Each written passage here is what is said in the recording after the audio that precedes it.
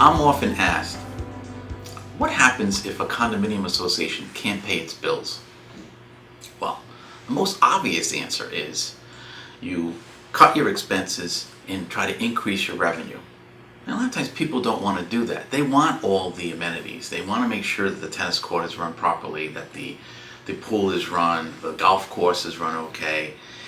They want to make sure they have the best insurance. They want to make sure that they have the best property managers. They've got all that talent there to help them out.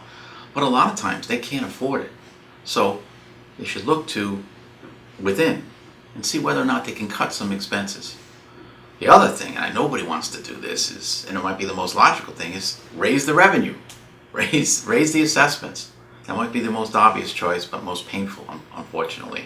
Now, if even with all of that, they raise their monthly expenses, they raise their monthly assessments, and that's not enough. Well, if you've got a reserve account and you've got money in it for a rainy day, this might be the rainy day. But remember, when you take money from your rainy day fund, you need to replace that. So eventually, you're going to have to specially assess to put more money into that reserve account.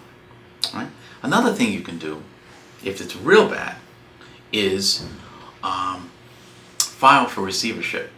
Now it's a form of bankruptcy. And I know that's very, very rare, but I had occasion to do that once. A judge appointed me a receiver to take over the condominium association. And what did I do? I cut the expenses, I raised the monthly fees, and I specially assessed. And I got the banks involved as well, the ones that had lended money to the condominium unit owners, because we're all involved together. And that worked, but it's very, very rare.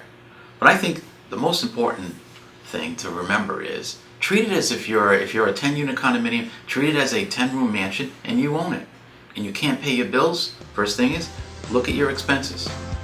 Cut the ones that you can, and look at your income. Try to raise it.